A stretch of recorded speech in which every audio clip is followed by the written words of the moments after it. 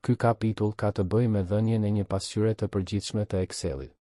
Struktura e Excelit përbëhet nga dy pjesë, shiriti i punës dhe fleta. Shikoni figurën përkatëse. Shiriti është shënuar me një drejtkëndësh të kuq dhe fleta është shënuar me një drejtkëndësh të verdhë. Së pari, le të fillojmë me shpjegimin e shiritit të punës.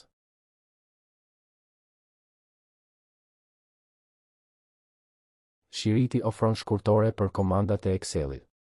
Një komandë është një veprim që na lejon të bëjmë diçka të ndodhë. Kjo mund të jetë për shembull, të fusim një tabelë, të ndryshojmë madhësinë e shkronjave ose të ndryshojmë ngjyrën e një celule. Shiriti mund të duket i mbushur me skedar dhe i vështirë për t'u kuptuar në fillim. Mos u friksoni, do të bëhet më i lehtë për t'u lundruar dhe për t'u përdorur ndërsa mësoni më shumë. Shumicën e kohës ne kemi tendencë të përdorim të njëjtat funksionalitete përsëri. Shiriti përbëhet nga nisësi i aplikacioneve, skedat, grupet dhe komandat. Në këtë pjesë do të shpjegojmë pjesët e ndryshme të shiritit. Lëshuesi i aplikacionit. Ikona e lëshuesit të aplikacioneve ka 9 pika dhe quhet shiriti i navigimit i Office 365. Ju lejon të hyni në pjesë të ndryshme të paketës Office 365, siç janë Word, PowerPoint dhe Outlook. Lëshuesi i aplikacioneve mund të përdoret për të kaluar pa probleme midis aplikacioneve të Office 365. Skedat. Skeda është një menu me nëndarje të renditura në grupe. Skedat u lejojnë përdoruesve të lundrojnë shpejt midis opsioneve të menuve që shfaqin grupe të ndryshme funksionalitetesh. Grupet. Grupet janë grupe komandash të lidhura. Grupet ndahen nga një vijë e hollë vertikale. Komandat. Komandat janë butonat që përdorni për të kryer veprime. Tani, le të hedhim një vështrim në fletën e punës. Së shpejti do të jeni në gjendje të kuptoni marrëdhënien midis shiritit dhe fletës dhe mund të bëni që gjërat të ndodhin.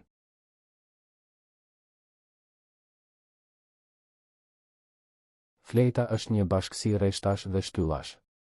Formon të njëjtin model si në fletoret e ushtrimeve të matematikës, kutit drejtkëndëshe të formuara nga modeli quhen celula. Vlerat mund të shtypen në celula. Vlerat mund të jenë si numra ashtu edhe shkronja. Çdo celul ka referencën e saj unike, e cila është koordinatat e saj, këtu kryqëzohen shtyllat dhe rreshtat. Le ta ndajmë këtë dhe ta shpjegojmë me një shembull. Shikoni figurën vijuese. Përshëndetje shikues u shkrua në celulën SA4. Referenca mund të gjendet duke klikuar në celulën përkatëse dhe duke parë referencën në kutinë e emrit në të majtë, e cila ju tregon se referenca e celulës është SA4. Një mënyrë tjetër për të gjetur referencën është që së pari të gjesh shtyllën, në këtë rast SA, pastaj ta hartëzosh atë drejt rreshtit, në këtë rast 4, që na jep referencën e SA4. Shënim, referenca e celulës janë koordinatat e saj. Për shembull, SA4 ka koordinatat e shtyllës SA dhe rreshtit 4. Celulën e gjen në kryqëzimin e të dyjave. Shkronja është gjithmonë shtylla dhe numri është gjithmonë rreshti.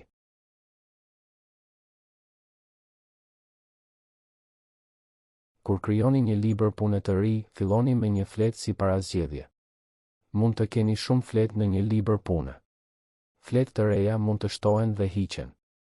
Fletët mund të emërtohen për ta bërë më të lehtë punën me grupe të dhënash. A jeni gati për sfidën?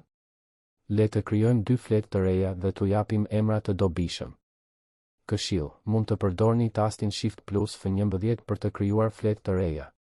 Provojeni. Së pari, klikoni ikonën plus, të treguar në figurën më poshtë, krijoni 2 fletë të reja. Së dyti, klikoni me të djathtën me myun mbi fletën përkatëse dhe klikoni riemërtimin. Së treti, futni emra të dobishëm për 3 fletët. Në këtë shembull përdorëm emrat punëtorët, punët dhe pagat.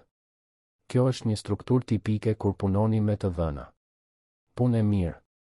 Tani keni krijuar librin tuaj të parë të punës me 3 fletë të emërtuara.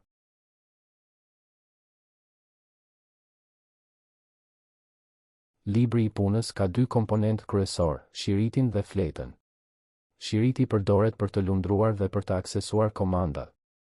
Fleta përbëhet nga shtylla dhe rreshta, të cilat formojnë celula.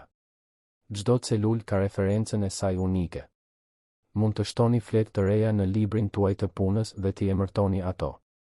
Në kapitujt e ardhshëm do të mësoni më shumë rreth fletës, formulave, rangjeve dhe funksioneve.